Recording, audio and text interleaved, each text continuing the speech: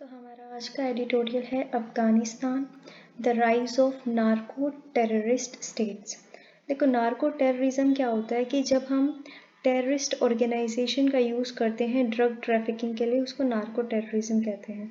तो अफगानिस्तान अब narco terrorist state बन के उभर रहा है, ये इस आर्टिकल के बारे में है। A danger of failed states in the neighbourhood combined with narco terrorism will pose a threat to India's security। देखो, फेल्ड स्टेट्स वो स्टेट्स होती हैं जो अपना लॉ एंड ऑर्डर तक मेंटेन नहीं कर सकती हैं। जैसे हमें पता है सॉवरेनिटी के 4 फीचर्स होते हैं, ठीक है। अगर कोई भी एक मॉडर्न नेशन स्टेट है, अगर एक मॉडर्न नेशन स्टेट है तो उसके 4 फीचर्स होते हैं। एक होता है टेरिटरी, दूसरा पॉपुलेशन, तीसरा गवर्नमेंट, और चौथा जो सबसे ज़्यादा इम्पोर्टेंट होता है वो होता है सॉवरेनिटी। लेकिन अगर कोई स्टेट्स अपनी सॉवरेनिटी तक को मेंटेन नहीं कर पा रही है तो वो क्या बन जाती है, एक फेल्ड स्टेट वो बन जाती है, क्योंकि वो स्टेट अपनी सॉवरेनिटी तक को मेंटेन नहीं कर पा रही है, अपनी नेशनल बाउंड्री को प्रोटेक्ट नहीं कर पा रही है, तो लॉ एंड ऑर्डर को मेंटेन नहीं कर पा रही है, तो वो एक स्टेट है जो कि फेल्ड स्टेट बोली जाएगी। तो आर्टिकल लिखा है मिस डिसूजा ने, नाम अजीब सा है, तो let's begin. India's anxiety over ungoverned spaces and lawless Afghanistan turning into a significant source of internal security threat are gradually turning into reality। देखो, अफगानिस्तान में जो गवर्नमेंट है वो भाग गई है, और ऑब्वियसली जो उनके प्रेसिडेंट है अशरफ गानी वो देश छोड़ के चले गए थे, और अब जो सिचुएशन है अफगानिस्तान में वो लॉलेसनेस की है। तो ऐसी सिचुएशन देख के इंडिया की एंजाइटी ऑलरेडी बहुत ज़्यादा इंक्रीज हो गई थी। किस लिए इंक्रीज हो गई थी? क्योंकि इंडिया को डर था कि वहाँ पे जो प्रॉब्लम हो रही है वो स्पिल ओवर करके हमारी कंट्री में भी तो आ सकती है, ठीक है। तो इंडिया को जो सिक्योरिटी थ्रेट था, इंटरनल सिक्योरिटी थ्रेट, वो आज के टाइम में रियलिटी बनता जा रहा है, ग्रेजुअली मतलब धीरे धीरे। तो जो एंजाइटी जिस बारे में जिसका डर था वो हो रहा है, इन सिंपल वर्ड्स। तो according to a report by United Nation office on drugs and crimes, opium production in Afghanistan has crossed 6,000 tons for the 5th consecutive year। तो आप देख सकते हो कि अफगानिस्तान जो स्टेट है वहाँ पे ड्रग ट्रैफिकिंग्स और ये सारे क्राइम्स काफ़ी ज़्यादा इंक्रीज हो रहे हैं। ओपीएम प्रोडक्शन भी 6,000 टन से ज़्यादा प्रोड्यूस हो रहा है अफगानिस्तान में आज की डेट में, ये यूएन की रिपोर्ट ने बताया है। The reported rise in global opium prices has resulted in the exponential production of opiates increasing by 8%। देखो, ओपिएट्स क्या होता है? अफीम को बोलते हैं, ठीक है। ओपिएट्स मतलब अफीम। अब ग्लोबली अगर हम देखें तो ओपीएम का जो प्राइस है वो बहुत ज़्यादा एक्सपोनेंशियल मतलब बहुत तेज़ी से इंक्रीज हो रहा है। एक्सपोनेंशियल ग्रोथ इस टाइप से होती है, फॉर एग्जांपल यहाँ से 1, ठीक है, 1 से बने 2, अब इससे फिर 2 बन जाएंगे और इससे फिर 2, फिर ऐसे ही, मतलब ये बहुत तेजी से जो चीज़ ग्रो होती है उसको बोलते हैं एक्सपोनेंशियल ग्रोथ। तो ग्लोबली अगर हम देखें तो ओपीएम का जो प्राइस है वो एक्सपोनेंशियली ग्रो हो रहा है, इस वजह से जो प्रोडक्शन है, इन्होंने अफीम का प्रोडक्शन भी 8% तक इंक्रीज कर दिया है सिर्फ अफगानिस्तान के अंदर। ऑलरेडी हमने देखा था कि ओपीएम वहाँ पे प्रोड्यूस हो रहा है 6,000 टन से ज़्यादा। The Taliban cash strapped. अब तालिबान क्या है? तालिबान के पास पैसे की कमी है। कैश स्ट्रैप्ड का मतलब होता है शॉर्ट ऑफ मनी, मतलब बहुत तंगी आ जाना। Are and still looking to establish a semblance of order. देखो, सेम्बलेंस होता है दिखावा कि हम अपनी सरकार बना सकते हैं अच्छे से, तो तालिबान ये दिखावा कर रहा है, लेकिन उनके पास पैसे की कमी है। So the Taliban cash strapped and still looking to establish a semblance of order in the country they captured in August 2021 could indeed be looking to generate revenues from illegal cash crops as cases of smuggling and seizures of large consignment of drugs in India have started increasing, indicating a turn towards this trend. Consignment होता है जब हम किसी माल भेजते हैं कहीं पे।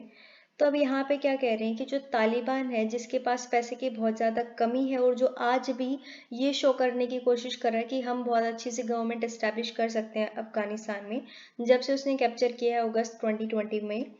अब उसको लगता है कि पैसे की तो कमी है और हमें गवर्नमेंट इस्टेब्लिश करनी है, तो हम दूसरे तरीके से भी तो पैसे जनरेट कर सकते हैं। तो इस वजह से वो जो इलीगल कैश क्रॉप्स है जैसे कि ओपीएम, ठीक है, जैसे कि ओपिएट्स, ओपिएट्स बताया था मैंने आपको, ओपिएट्स होता है अफीम। तो ये सारी क्रॉप्स वो ग्रो कर रहा है, उसके बाद इनको स्मगल कर रहा है इंडिया जैसी कंट्रीज में ताकि वहां से पैसे इंक्रीज हों। Almost a free for all. For the past several decades, Afghanistan opiates have entered India through circuitous routes, sea as well as air, involving Pakistan, Sri Lanka, African countries such as Mozambique and South Africa and Qatar. देखो बहुत time से जो अफगानिस्तान का अफीम है वो अलग अलग रूट से इंडिया में आ रहा है, जैसे सी रूट से भी हो सकता है, एयर रूट से भी, पाकिस्तान से भी क्रॉस करके वो आ रहा है, मतलब लैंड रूट से, श्रीलंका से आ रहा है, मतलब घुमा फिरा के।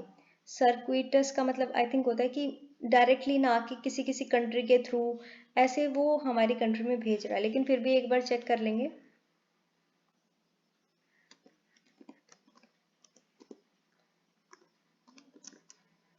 लॉन्गर देन मोस्ट, हाँ मतलब घुमा फिरा के ही बात की गई है, ठीक है।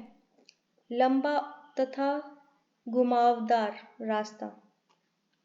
उसके बाद एक बार लोकेशंस भी देख लेते हैं जो जो कंट्रीज यहाँ पे आई हैं। सबसे पहले हम देखेंगे मोजाम्बिक के लोकेशन।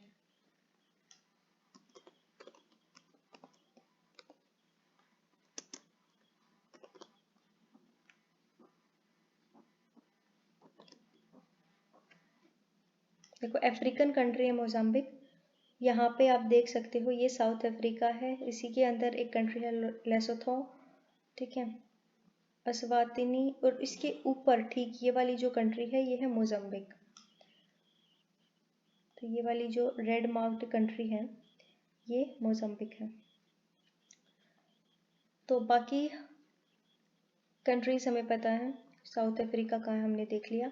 कतर यूएई के साइड में कंट्री है, यूएई के वेस्ट साइड में छोटी सी कंट्री है। आगे पढ़ते हैं। आगे है carrier of drugs individuals arrested in various airports in the country with small quantities as well as the massive recoveries made in various states of western India has not only been pro-verbal tip of the iceberg। अब देखो ये कहीं कहीं पे जो लोग पकड़े जा रहे हैं, ठीक है, इससे ये तो पता चल रहा है कि कुछ गड़बड़ है। आइसबर्ग होता है मतलब पूरी, मतलब बहुत बड़ा जो गैंग है या फिर क्राइम है, उसका छोटा सा हिस्सा तो अभी समझ आने लगा है, क्योंकि अलग अलग स्टेट्स में इंडिविजुअल्स अरेस्ट हो रहे हैं, अलग अलग एयरपोर्ट्स में थोड़ी थोड़ी क्वांटिटीज में अफीम रिकवर हो रहा है अलग अलग स्टेट्स द्वारा।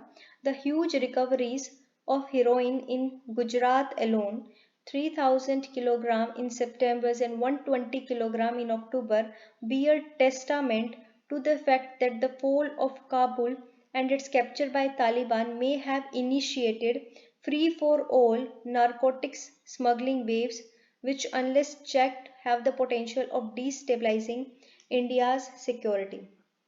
देखो टेस्टामेंट होता है कि मतलब बिल्कुल सच होने का प्रमाण नहीं दे देते कि हाँ ये बिल्कुल सच, अब तो बिल्कुल समझ आ गया।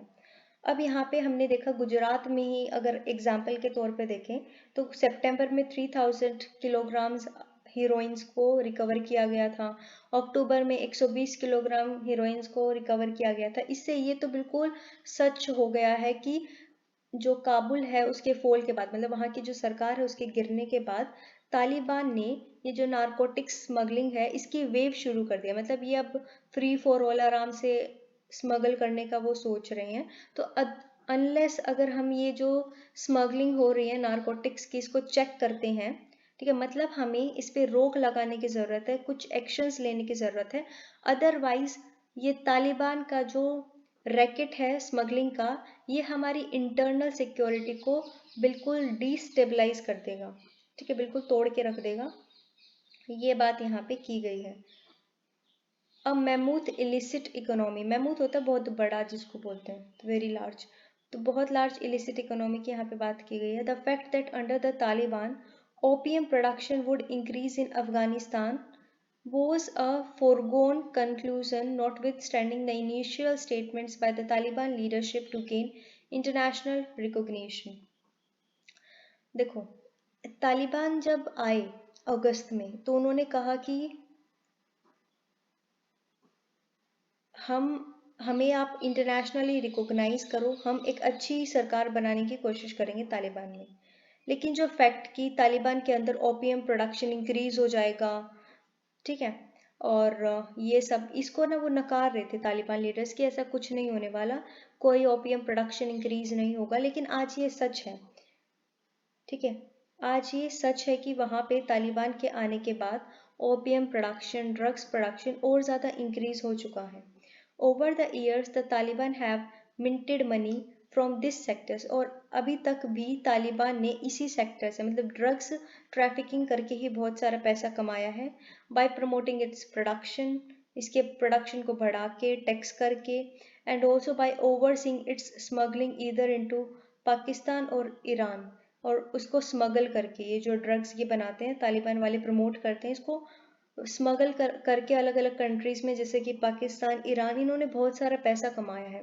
इसलिए ये एक मैमूथ इलिसिट इकोनॉमी है जिसको इन्होंने बिल्ड कर दिया इतने सालों से, और अपने लिंकेजेस बढ़ाए हैं टेररिस्ट ग्रुप से, जैसे कि यहाँ पे organisations of Al Qaeda in Islamic Maghreb, ये एक टेररिस्ट ऑर्गेनाइजेशन है। उसके बाद इस्लामिक स्टेट दूसरी टेररिस्ट ऑर्गेनाइजेशन, आईएस जिसको बोलते हैं। उसके बाद Revolutionary Armed Forces of Colombia, Hezbollah, मतलब अलग अलग ग्रुप्स हैं टेररिस्ट ऑर्गेनाइजेशन के। इनके साथ भी इन्होंने काफ़ी लिंकेजेस बनाए हैं वाया ड्रग ट्रैफिकिंग। तो ड्रग ट्रैफिकिंग ऐसा नहीं कोई रीसेंट फिनोमिना है, तालिबान इसका यूज़ हमेशा से करता आ रहा है अपने पैसे इंक्रीज करने के लिए, फाइनेंशियली अपने आप को स्टेबल रखने के लिए, ताकि वो अपना टेररिस्ट ऑर्गेनाइजेशंस को सपोर्ट कर सके अलग अलग को, और अपना दबदबा बना सके। According to United Nations officials, the group likely earned more than $400 million between 2018 and 19 from a drug trade. तो यूनाइटेड नेशंस के ऑफिशियल ने भी कहा है कि जो ये तालिबान ग्रुप है इसने तकरीबन $400 मिलियन कमाए हैं 2018 और 19 के बीच में सिर्फ ड्रग ट्रेड की वजह से। The trends appear to have remained unchanged as in May 2021, a report by United States Special Inspector General for Afghanistan Reconstruction (SIGAR). तो ये जो ट्रेंड है कि ट्रैफिक्स मतलब ड्रग ट्रेड से पैसे कमाना, ये अब भी कंटिन्यू था मई 2021 तक, ऐसा यूनाइटेड नेशंस का जो स्पेशल इंस्पेक्टर जनरल है अफगानिस्तान के लिए उसने बताया। उसने एस्टिमेट किया that Taliban derive up to 60% of their annual revenue from illicit narcotics. तो उनकी जो 60% तक कह सकते हो इनकम जो आती है तालिबान की, वो नारकोटिक्स ट्रेड से आती है। Notwithstanding the handful of European states where the domestic narcotics trades is well regulated, accompanied by official policies that considers access to narcotics as a matter of individual rights. There is global consensus that narcotics itself can be devastate societies, and money derived from the narco trade can fuel organized crimes and terrorist activities. अब देखो कुछ European countries गिनी चुनी उनको छोड़ दो, ठीक है, जहाँ पे जो ये डोमेस्टिक नारकोटिक ट्रेड से इसको बहुत अच्छे से उन्होंने रेगुलेट किया है, पॉलिसीज बनाई है कि कैसे कितना कौन उगा सकता है ये सब, ठीक है, और वहाँ पे जो नारकोटिक्स है वो इंडिविजुअल राइट के ऊपर डिपेंड करता है। लेकिन उन कंट्रीज को अगर हम छोड़ दें तो पूरे ग्लोबल में इस बात के लिए एग्री कर लिया गया है कि जो नारकोटिक्स है वो सोसाइटीज को बर्बाद कर देता है, और जो नारकोटिक्स से पैसा मिलता है वो भी क्राइम्स और टेरर एक्टिविटीज़ के लिए ही यूज़ होता है। तो ये ग्लोबल कंसेंसस है, मतलब सारी कंट्रीज इस बात से एग्री करती हैं। द वर्ल्ड सीम्स ओब्लिवियस, देखो ओब्लिवियस का मतलब क्या होता है, बेखबर, ठीक है, तो वर्ल्ड सीम ओब्लिवियस मतलब however in today's Afghanistan the Taliban seems to be taking advantage of the vacuum and detached attitude of the international community. अब देखो आज का जो टाइम है जहाँ पे अफगानिस्तान की सरकार को गिरा दिया तालिबान ने और अपना रूल एस्टेब्लिश कर लिया और इंटरनेशनल कम्युनिटी से अपने आप को अलग कर लिया, तो इस चीज़ का फ़ायदा उठा रहा है तालिबान कि अब उसके ऊपर कोई है ही नहीं जो उसको चेक कर सके। तो ये जो वैक्यूम वाला पीरियड है, खाली वाला पीरियड है, यहाँ का फ़ायदा उठाने की कोशिश कर रहा है Taliban. This could partially be rooted in global failure in adopting an appropriate counter terror क्या है counter narcotic policy to rein in the narco trade originating from Afghanistan between 2001 to 2020। अब ये किस वजह से है, ये जो है कि तालिबान इस चीज़ का फ़ायदा उठा रहा है, इसके लिए जो ग्लोबल है वो भी रिस्पॉन्सिबल है, मतलब ग्लोबल कंट्रीज भी रिस्पॉन्सिबल है, क्योंकि ग्लोबली भी अभी तक कोई काउंटर नारकोटिक पॉलिसी नहीं बनाई गई है जो लगाम लगा सके। रीन क्या होता है? लगाम लगाना। जो नारकोटिक ट्रेड है इस पे लगाम लगा सके, जिसका ओरिजिन अफगानिस्तान में हो रहा है फ्रॉम 2001 से 2020। मतलब कहने का मतलब ये है कि नारकोटिक ट्रेड्स आज ही एस्टेब्लिश नहीं हुआ है, सालों से चल रहा है। ठीक है, आज हम तालिबान अकेले को ब्लेम नहीं कर सकते कि देखो इन्होंने ऐसे ऐसे नारकोटिक ट्रेड्स को बढ़ा दिया है। ग्लोबल कम्युनिटी का भी इसके अंदर रोल है। ग्लोबल कम्युनिटी ने इतने साल से कोई काउंटर नारकोटिक पॉलिसी क्यों नहीं बनाई?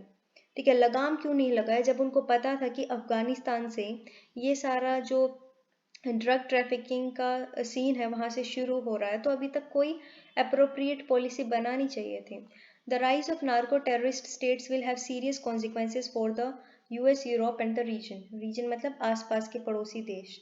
तो ये जो नार्कोटिक टेररिस्ट स्टेट्स हैं, मतलब तालिबान की, मतलब अफगानिस्तान की यहाँ पे बात हो रही है, तो जब अगर ये राइज होती है तो इसका कॉन्सिक्वेंस हमें अलग अलग कंट्रीज में देखने को मिलेगा, चाहे वो यूएस हो या यूरोप हो या फिर अपना रीजनल स्टेट्स हो। So now UN Office on Drug Control's achievements in this regards was limited to ensuring a minor dip in the area under poppy cultivations and production of opium। देखो पोपी भी एक type का plant होता है। तो यहाँ पे कह रखा है कि United Nation office of drug control का जो अचीवमेंट है इस एरिया में वो काफ़ी लिमिटेड है। ठीक है, उन्होंने मतलब बहुत मेजर अचीवमेंट यहाँ पे हासिल नहीं करी है। उन्होंने कम करने की कोशिश करी लेकिन वो इतना ज़्यादा सक्सेसफुल नहीं हो पाए। Promotion of alternative livelihood programmes and pushing farmers to grow other cash crops largely failed. अब देखो फार्मर्स को, ठीक है, दूसरा लाइवलीहुड प्रोवाइड करना कि आप ये सब छोड़ दो, ठीक है, तंबाकू वबाकू बनाना, आप अफीम उगाना छोड़ दो, आपको दूसरी कैश क्रॉप्स उगानी चाहिए। तो ये जो कन्विंस करने की तरीके करे, ठीक है, ये फेल हो गया। क्यों? This included the limited reach of the central government in Kabul, a punitive policy advocated by international community which sought the use of force to destroy the standing opium crops without adequately compensating the farmers or providing them with alternative livelihood। अब ये क्यों fail हुआ?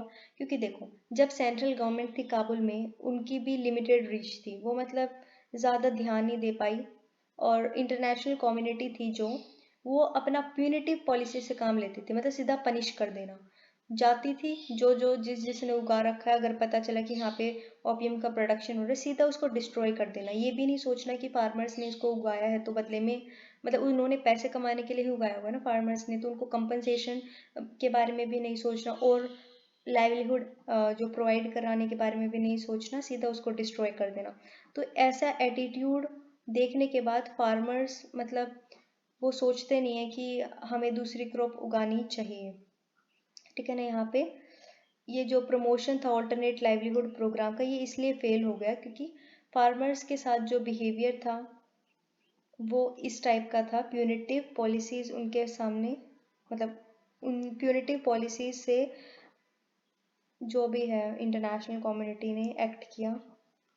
As a result, not only did the narco infrastructures in Afghanistan remain largely intact, but it also flourished by having developed a symbiotic nexus and indigenous facilities to produce methamphetamine pills। देखो ये methamphetamine pills भी एक type की drugs होती हैं।